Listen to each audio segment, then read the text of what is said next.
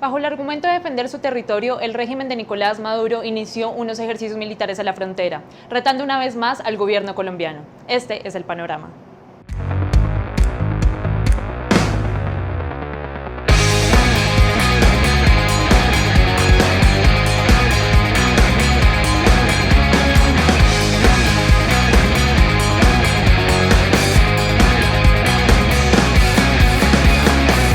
Desde la redacción estamos con Pablo Uribe, nuestro editor internacional, que nos va a explicar un poco de este tema. Pablo, primero cuéntenos cómo se pueden calificar los ejercicios militares que inició Nicolás Maduro en la frontera con Colombia.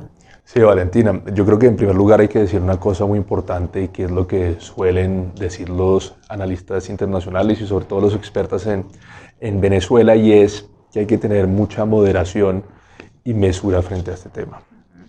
¿Por qué hay que tenerla?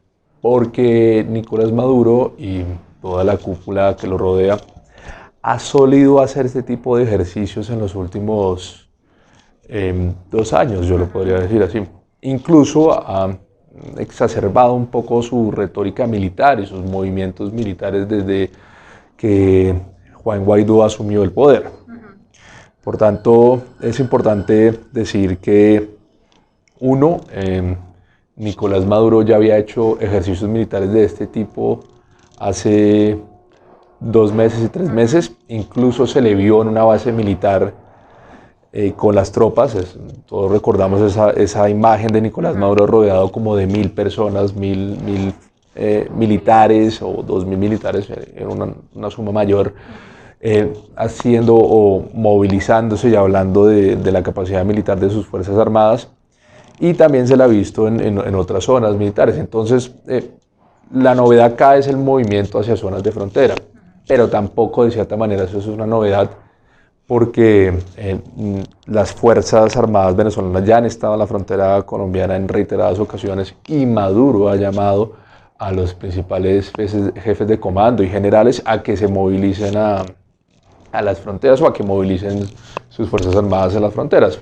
Entonces yo no veo así un elemento novedoso, salvo que Maduro salga ya en la frontera con las fuerzas militares. Ahora bien, hay otro elemento importante que hay que tener en cuenta, y es lo que dijo el constituyente Pedro Carreño, que fue el que anunció que los Sukhoi rusos, en los cuales están en el poder de las Fuerzas Armadas venezolanas, eran capaces de llegar a Bogotá en menos de 11 segundos. Eso ya él personalmente lo ha dicho innumerables veces. Pedro Carreño es quizá la voz más agresiva y radical del chavismo, y ha solido interactuar con la oposición y con los medios en Venezuela de una manera muy agresiva, y siempre ha dicho lo mismo, que Venezuela posee un armamento ruso de muy alta calidad capaz de golpear a Bogotá. Incluso se ha referido a que van a poner la espada de Bolívar en el centro de Bogotá, y una serie de dialéctica y de retórica agresiva y provocadora, pero que es normal en él.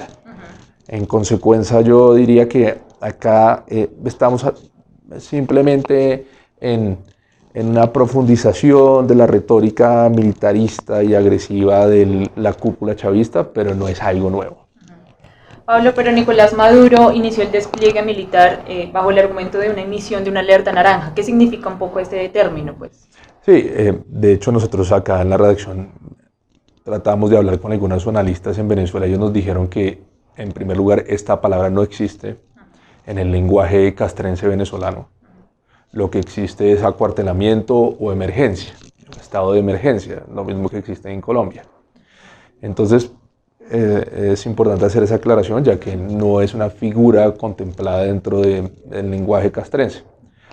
Ahora bien, lo que ha dicho Maduro y su gente es que alerta amarilla es alerta naranja es el movimiento de tropas para empezar a hacer ejercicios militares ante el provocamiento o ante la provocación de Colombia.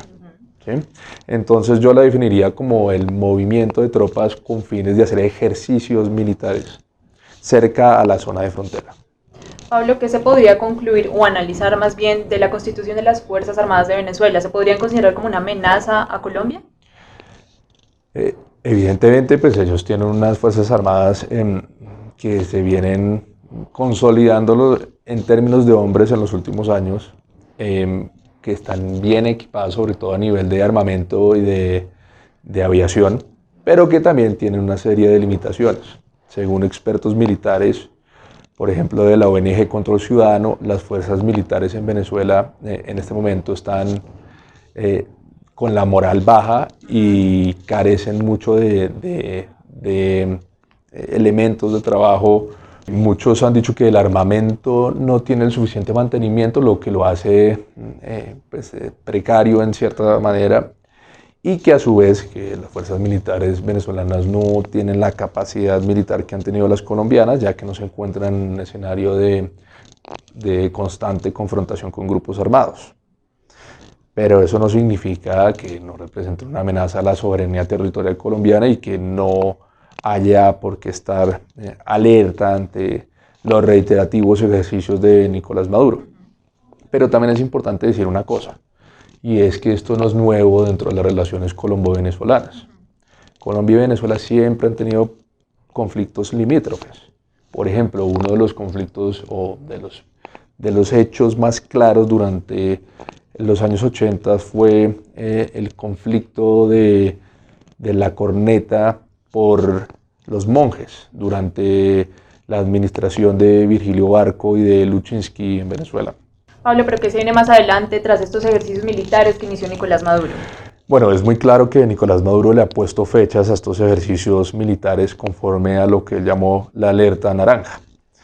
El primer movimiento de tropas a la frontera inició el 10 de septiembre y el siguiente movimiento va a ser el 28 de septiembre.